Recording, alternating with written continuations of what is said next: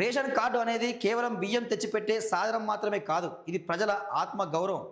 ఎక్కడికి వెళ్ళినా ఆకలి తీర్చే కార్డు రేషన్ అనే వ్యవస్థను ప్రారంభించిందే కాంగ్రెస్ పార్టీ. ఇందిరాగాంధీని ఆదర్శంగా తీసుకొని పేదలకు మేము సంక్షేమాన్ని అందిస్తున్నాం.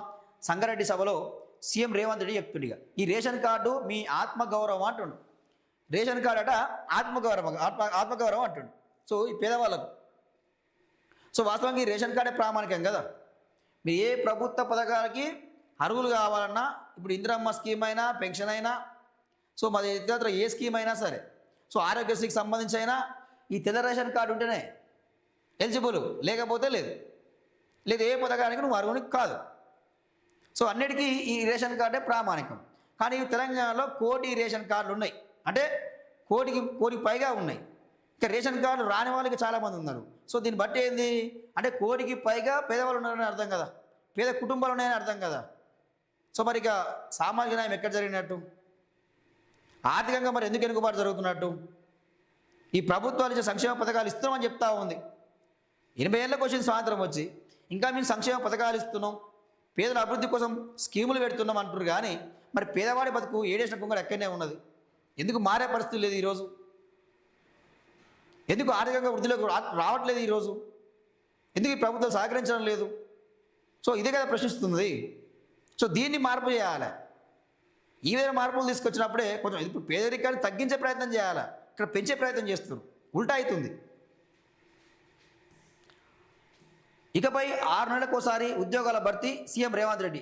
అంటే ఈ మాటకి ఏం చేయాలి? మరిగా ఈ మాటకి ఏం చేయాలి? పాలాభిషేకాలు, పూలాభిషేకాలు చేయాలన్నా? ఆగో ఓహో అని చెప్పి పొగడాలన్నా? ఏం చేయాలి రేవంత్ రెడ్డి? 6 నెలలకోసారి ఉద్యోగాల భర్తీ అనగానే ఎగిరి గంతులు వేయాలన్నా? అరే జాబ్ కార్డు రిలీజ్ చేయాలని చెప్పి నిరుద్యోగులు పెద్ద ఎత్తున ఉద్యమాలు చేస్తారు, ధర్నాలు చేస్తారు. వాళ్ళు పట్టించుకునే పరిస్థితి లేదు. ఉద్యోగ నోటిఫికేషన్లు వేస్తారని చెప్పి నిరుద్యోగులు ఆత్మహత్యలు చేసుకుంటున్నారు. వాళ్ళ దగ్గరికి పోయి పలకరించే పరిస్థితి లేదు, వాళ్ళకు భరోసా ఇచ్చే పరిస్థితి లేదు. ఈరోజు ఏమైనా కానీ ఏదో ఒక మాట అనేస్తే అయిపోద్ది. ఉద్యోగం ఫస్ట్ జాబ్ కార్డు రిలీజ్ చేయి.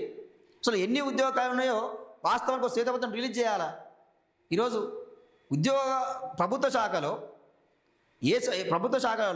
అసలు ఏ శాఖలో ఎన్ని కాయలు ఉన్నాయి అవి తెలియదు ఇంతవరకు. ప్రభుత్వం మాకే తెలియదు అంటది. 2.5 ఏళ్ళు అయిపోయింది, ఇంకా మాకు తెలియదు అంటది. ఇది ప్రభుత్వం, ఇది ప్రజాపాలన. నిరుద్యోగులు ప్రతిపక్షాల మాయలో పడకుండా పరీక్షలకు సిద్ధం కావాలి.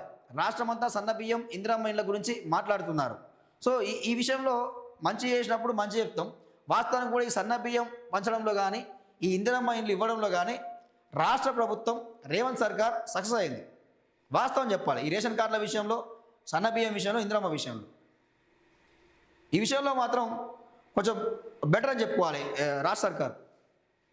2 ఏళ్లలో 7 లక్షల ఇళ్ళు మంజూరు, ప్రతి గ్రామంలో నిర్మాణం చేస్తాం. అప్పులేని రైతులు తెలంగాణలోనే ఎక్కువ. కేంద్ర ప్రభుత్వ నివేదికలు బీజేపీ నాయకులు కనిపించట్లే. రైతులకు ఎవరేం చేశారో చర్చించేందుకు కేసీఆర్ అసెంబ్లీకి రావాలని సవాల్.